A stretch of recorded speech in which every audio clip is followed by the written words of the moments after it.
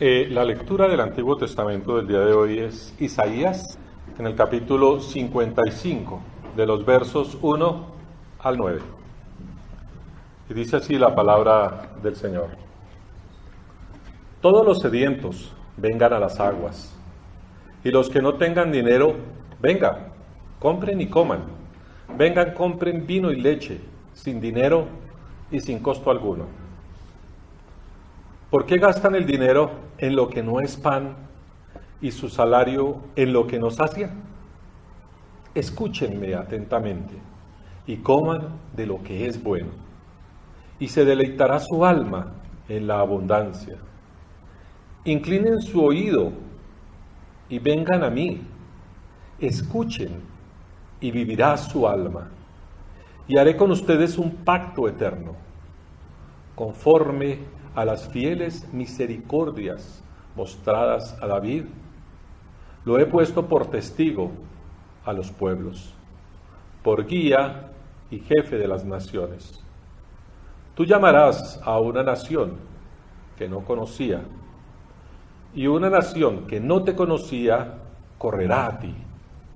A causa del Señor tu Dios, el Santo de Israel, porque Él te ha glorificado. Busquen al Señor mientras pueda ser hallado. Llamen en tanto que está cerca. Abandone el impío su camino y el hombre malvado sus pensamientos, y vuélvanse al Señor, que tendrá de él compasión, al Dios nuestro, que será amplio en perdonar. Porque mis pensamientos no son los pensamientos de ustedes, ni sus caminos son como mis caminos, declara el Señor. Porque como los cielos son más altos que la tierra, así mis caminos son más altos que sus caminos, y mis pensamientos más que sus pensamientos. Esta es palabra de Dios. Salmo 63. Oh Dios, tú eres mi Dios. Yo te busco intensamente.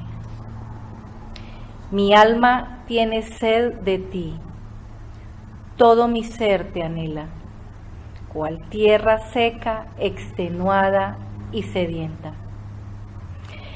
Te he visto en el santuario y he contemplado tu poder y tu gloria.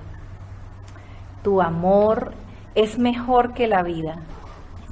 Por eso mis labios te alabarán. Te bendeciré mientras viva, y alzando mis manos te invocaré. Mi alma quedará satisfecha como de un suculento banquete, y con labios jubilosos te alabará mi boca. En mi lecho me acuerdo de ti, pienso en ti toda la noche. A la sombra de tus alas cantaré, porque tú eres mi ayuda. Mi alma se aferra a ti, tu mano derecha me sostiene. Es palabra de Dios.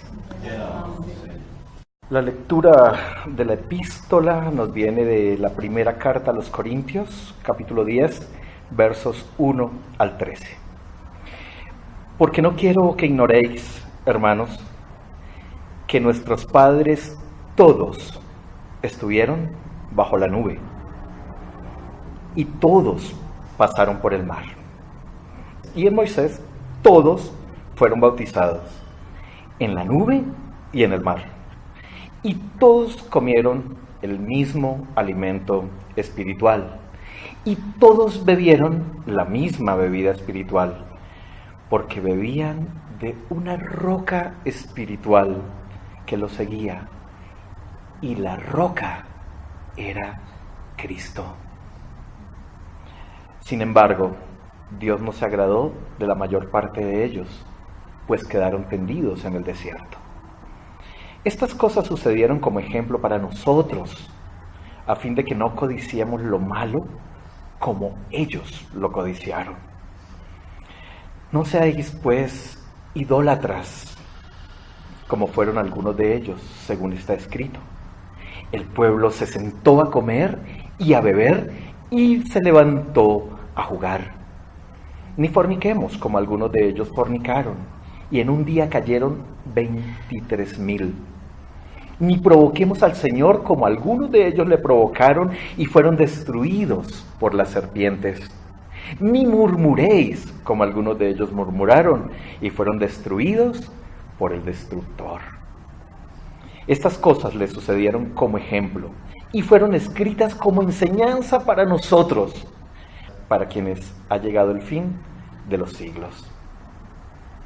Por tanto, el que cree estar firme, tenga cuidado, no sea que caiga.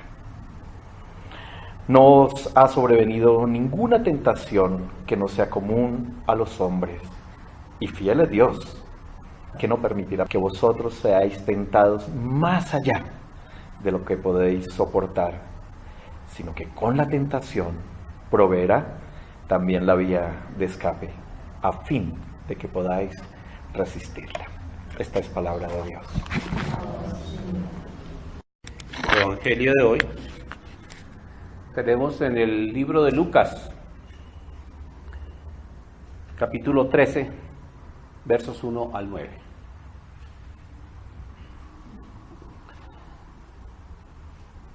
En aquella ocasión, algunos que habían llegado le contaron a Jesús cómo Pilato había dado muerte a unos galileos cuando ellos ofrecían sus sacrificios.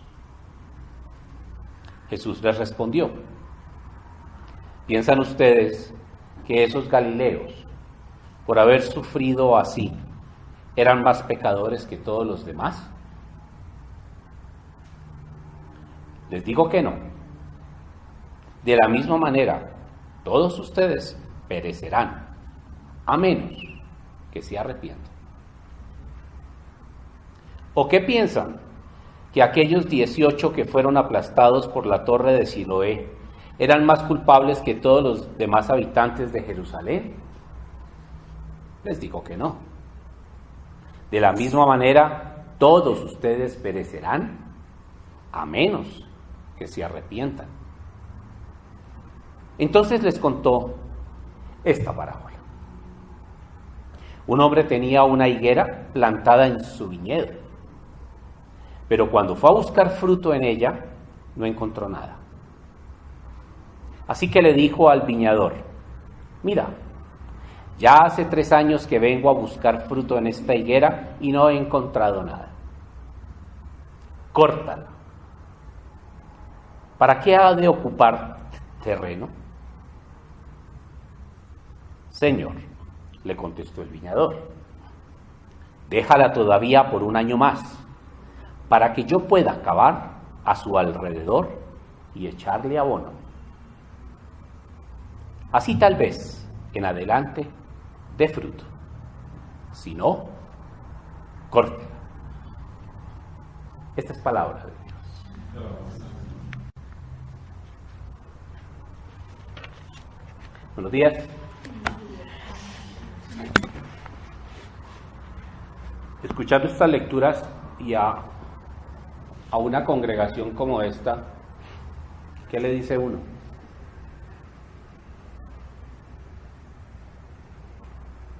¿Qué dice uno frente a estas lecturas tan poderosas?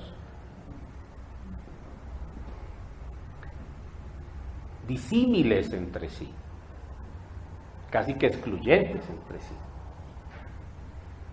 Yo te busco, búsquenme,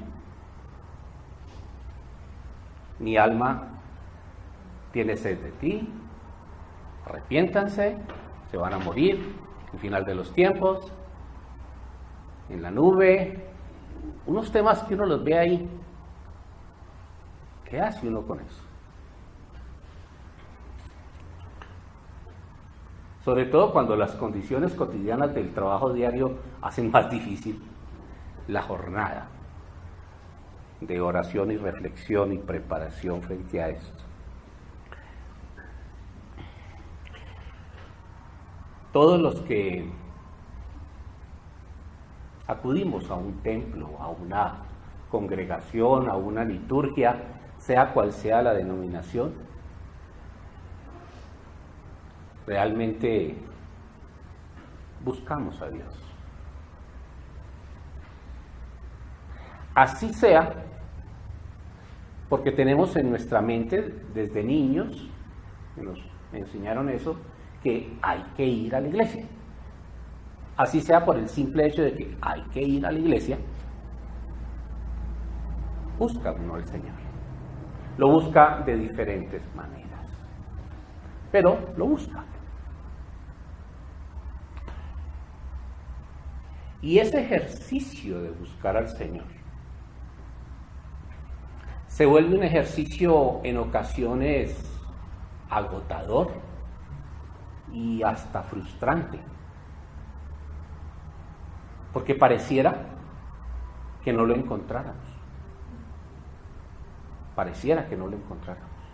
O pareciera que el Señor, como dice Isaías, ya no se deja encontrar.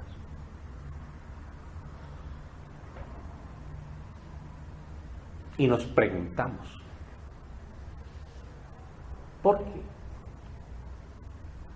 ¿Por qué hay momentos de la vida en que pareciera que el Señor no se deja encontrar a pesar de que yo lo busco? ¿Por qué?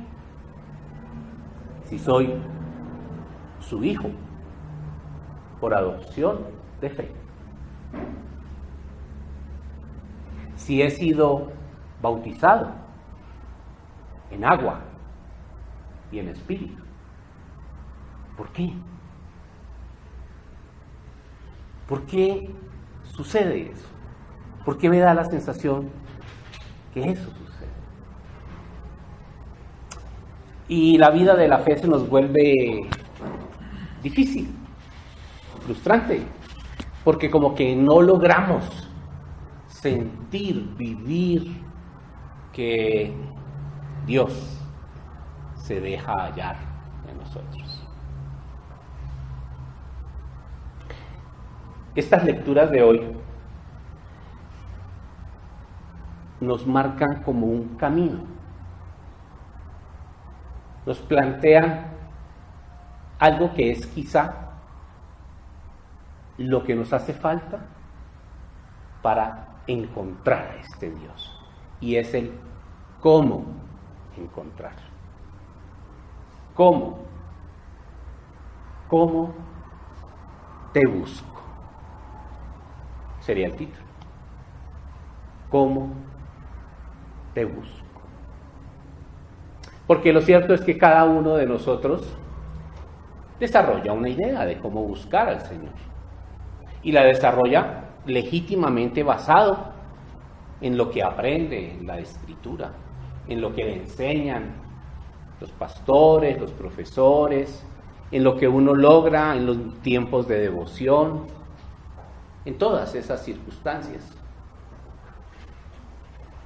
Pero en la medida en que uno escudriña la Escritura, va encontrando que este Dios hasta eso nos da el cómo hallarlo.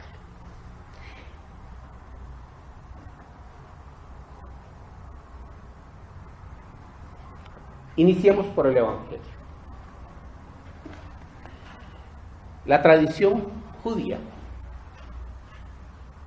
establecía, ya lo sabemos, que cuando las personas morían de alguna manera no natural, era debido a que habían cometido pecado.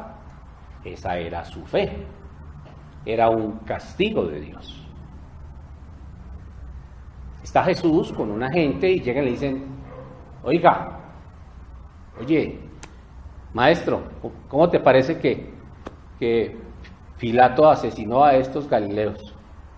Y a uno le da la sensación en la lectura que la gente se está quejando de Pilato. No. Estos personajes han recibido instrucción de Jesús están con Jesús, tienen una nueva imagen de Dios, tienen una nueva relación con este Dios. Y estos personajes muy probablemente ya se han vuelto orgullositos. Nosotros sí. Nosotros sí conocemos a este Dios. Nosotros sí hemos hallado en ti, en tu palabra, hemos hallado el verdadero Dios. Esos galileos que murieron, que fueron asesinados por Pilato, no. Por eso les pasó lo que les pasó. Claro, ¿cierto? O sea, en su cosmovisión, lo ven así. Y Jesús les dice, ¿creen ustedes que ellos, por morir de esa manera, son más pecadores que ustedes? ¿O creen que ustedes no van a morir igual que ellos? Lo harán, a no ser que se arrepientan. Eso tuvo que haber sido un golpe muy fuerte. Porque yo sé, pero si vamos contigo, si tú eres, tu palabra es verdad, hemos encontrado en ti esto, ¿por qué vamos a morir igual que esos no conocían lo que conocemos nosotros? Y a renglón seguido pone otro ejemplo, el de la gente que se ahoga en la torre, que se le cae en la torre de Siloé. Parece ser que históricamente fue un accidente, no está registrado históricamente, pero lo más probable es que haya sido un accidente que se presentó en la construcción de esa torre. Y entonces, una vez más, la visión judía establece que ellos mueren producto de un pecado. Y Jesús les dice, a ustedes les pasará igual, a no ser que se arrepientan. Y yo me imagino que la pregunta que se hicieron en ese momento, los que lo estaban escuchando a Jesús, era, ¿arrepentirnos de qué? Sí, muy probablemente esos personajes que ya iban con Jesús ya habían sido bautizados en agua. Entonces, supuestamente, en su forma de vivir la vida religiosa, ya se habían arrepentido. Y entonces, no era extraño que ellos se preguntaran, ¿por qué nos está diciendo eso, que nos tenemos que arrepentir, si se supone que ya nos arrepentimos? Y el Señor, que es bien sobao, se despacha con la parábola. Y llega y les dice, había una higuera en medio de un viñedo. Nosotros tenemos la sensación de que el viñedo era la maravilla y que la higuera no. Recordemos que para el pueblo de Israel, para el pueblo judío, el viñedo era la representación del Israel ingrato. Lo traían de Isaías. Isaías habla de Israel como una vid que no da fruto. Entonces, cuando el Señor habla de una higuera en medio de un viñedo, la higuera, ¿qué fruto da la higuera? Da higos que son dulces. Entonces, hay una higuera en medio de un viñedo. Les está diciendo, ustedes son la higuera, porque ustedes ya fueron bautizados en agua, ustedes ya conocen la palabra, están en medio del viñedo, el viñedo que no da fruto. Ustedes son eso. Dice, pero resulta que llega el dueño y se da cuenta que esa higuera no da fruto. Y le dice al viñador, córtala. Para los escuchas de Jesús, tuvo que haber sido muy fuerte. Muy fuerte. Porque ellos, como nosotros, nos sentimos orgullosos de conocer la palabra, de haber sido bautizados, de ser hijos de Dios, seguidores de Jesús.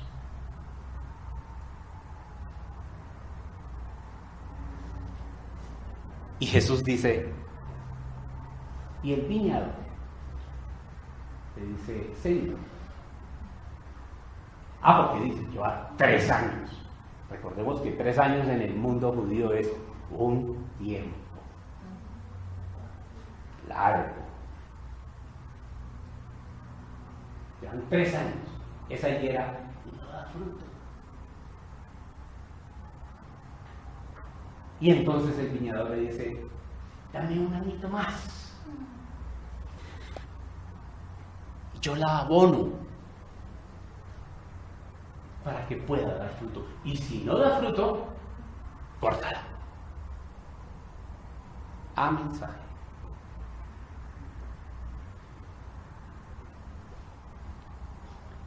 Les estaba diciendo, poco ganan ustedes con ser bautizados. Poco ganan ustedes con seguir mi palabra, con ser mis discípulos, con ir conmigo, si no dan fruto. Y si no dan fruto, serán cortados. Esa no es una visión que tenemos de Jesús. Ese es un Jesús muy judío, muy hebreo.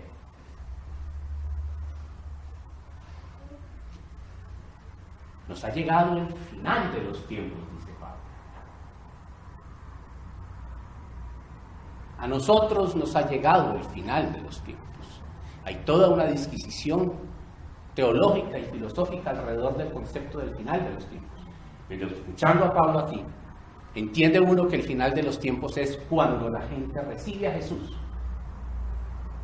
se convierte a Jesús, deja el tiempo del mundo e inicia el tiempo de Dios. Por eso es el final de los tiempos. Y entonces, si ha llegado el final de los tiempos, ha muerto el mundo, estamos en el tiempo de Dios, debemos dar fruto. Y si no damos fruto, seremos cortados. Por eso no es extraño el texto de Isaías. Busquen al Señor mientras se deja encontrar, mientras puedan hallarlo. Luego puede haber un tiempo, puede haber un momento en el cual el Señor no se deja hallar.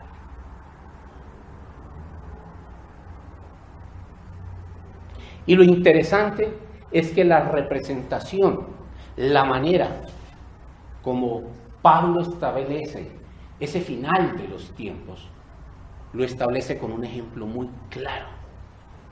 Dice, nuestros antepasados, nuestros padres fueron bautizados en la nube y en el agua, es decir, cuando salieron de la esclavitud de Egipto y pasan a depender de este Dios.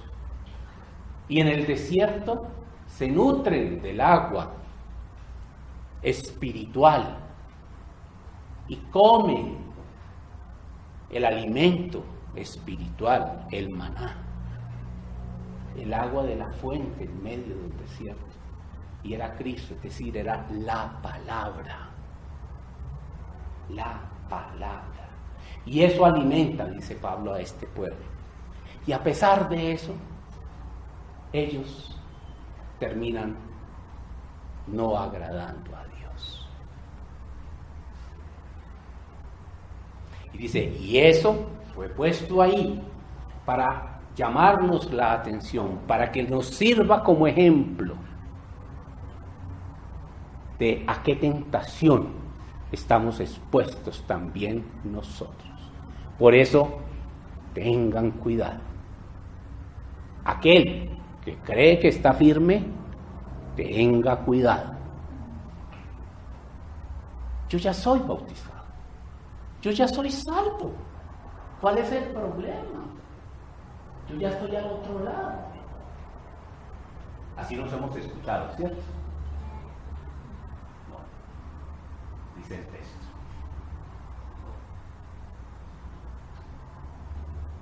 Tengamos cuidado. Estamos expuestos al desenfreno de las cosas del mundo. Lo establece en 4 niveles el cuidado. La probabilidad de la tentación. El desenfreno, dice ahí, comieron y bebieron y se dedicaron al desenfreno. El desenfreno frente a las cosas del mundo, a los placeres del mundo.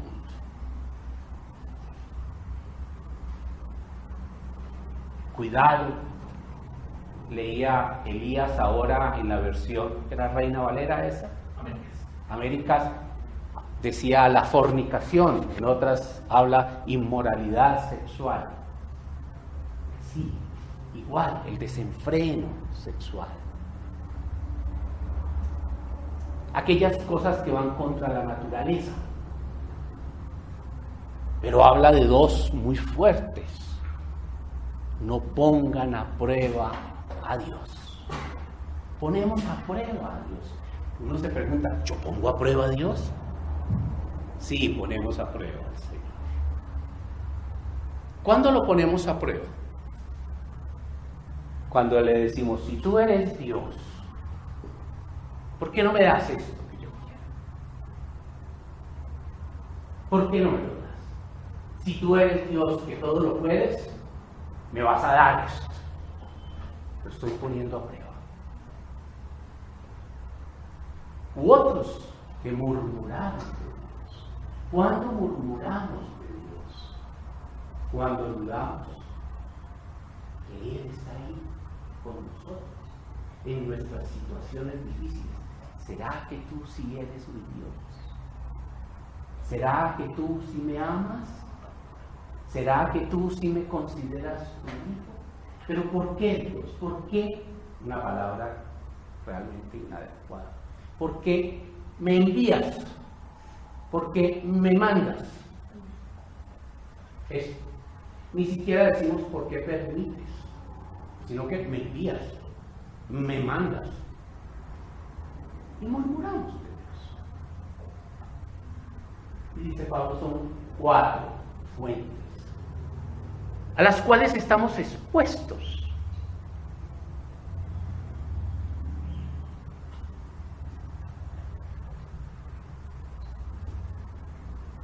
¿Y eso a dónde nos lleva? Si caemos en esas situaciones, ¿a dónde nos lleva? Nos lleva a que muy probablemente no vamos a dar fruto. Muy probablemente dejaremos de dar fruto. Porque estamos en el final de los tiempos, pero como que nos devolvimos en el tiempo. Como que seguimos siendo parte del tiempo del mundo, no del tiempo de Dios.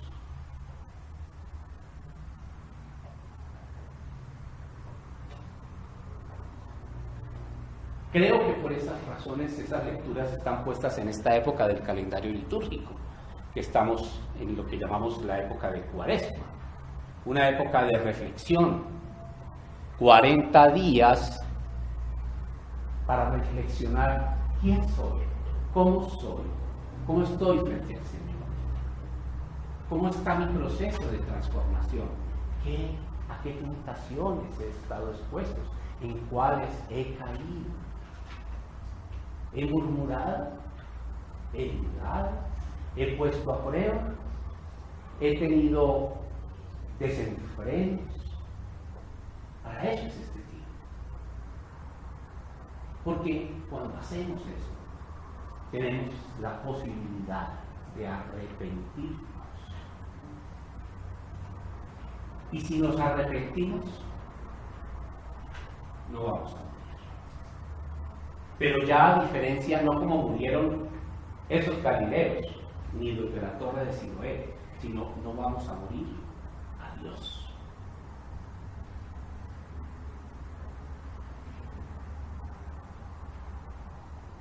Esa es la importancia de esta época, de hacernos ese tipo de análisis.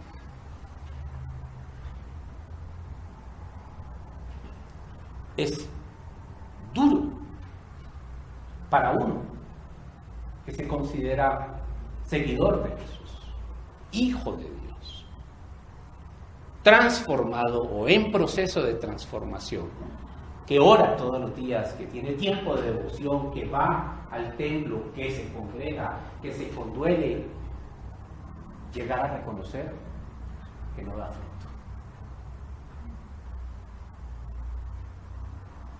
Que no da fruto. Que se ha ensimismado tanto en su propia situación que se olvida de dar fruto.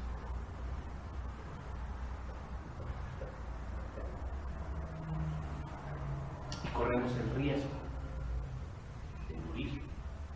de morir a Dios, a su reino, a la vida. No nos extrañe entonces que eso sea la manera como en esos momentos vemos que como que este Dios no se deja encontrar. ¿Pero por qué? Porque es que sus caminos son más altos que los nuestros. Sus pensamientos son más altos que los nuestros. Claro, nuestros pensamientos son del mundo, de la cotidianidad, del pan, del vino, del trabajo. Los caminos del Señor son los caminos del amor, del perdón, del servicio, de la entrega, de compartir. Y allí daremos fruto.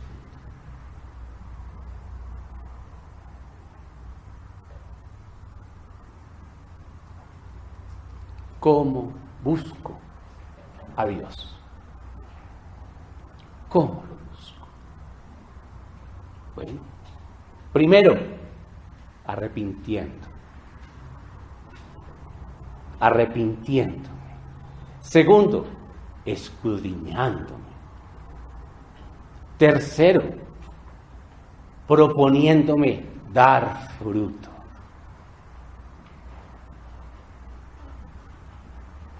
Y todo eso es posible si escucho a Dios.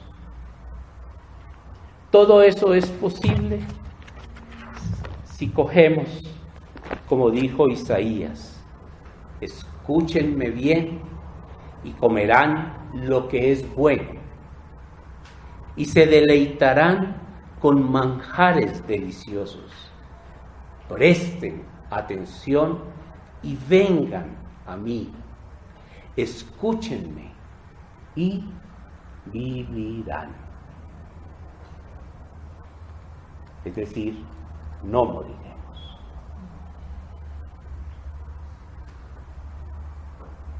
Hay llamado de atención, pero hay la forma y la promesa sigue estando latente,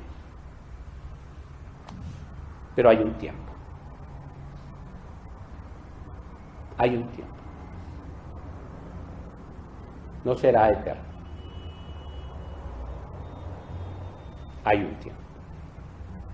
¿Cómo busco a Dios? Dando fruto. Si doy fruto, lo hallé. O Dios se dejó hallar. Si no doy fruto, no he hallado a Dios, aunque haya sido bautizado en agua y en espíritu. Dediquemos estos días que nos restan de lo que tradicionalmente conocemos como el tiempo de la Cuaresma para hacer este ejercicio. Démosle la relevancia que Él tiene en nuestra vida. Preguntémonos, mirémonos, vivamos realmente el período de la Cuaresma y luego el período de la remembranza de la muerte y resurrección de Jesucristo como el tiempo en el cual buscamos a este Dios. De tal manera que una vez pase el domingo de resurrección, empecemos a dar fruto, porque hemos recibido el abono. Oramos. Padre, tu palabra es verdad, tu palabra es perfecta, pura. Gracias, Señor, todos los días te damos, porque a través de ellas tú nos brindas la posibilidad de volver nuestro rostro a ti. Gracias a ti, Señor Jesús, por enseñarnos de esta manera tan clara la importancia de la vida del reino a través de nuestro fruto. Te imploro, Señor, que tu Santo Espíritu more en nosotros hoy, en estos días, siempre, pero especialmente en esta época, para poder hacer este ejercicio y mirarnos hacia adentro y ver si somos una higuera que está expuesta a ser arrancada o una higuera que da fruto. Y si nuestro fruto aún no es suficiente, permítenos, Señor, recibir el abono de tu palabra en nuestra mente, en nuestro corazón, para que el final de los tiempos sea el final del reino de Dios. Todo esto, Señor, lo imploramos en el nombre de Jesús, tu Hijo. Amén.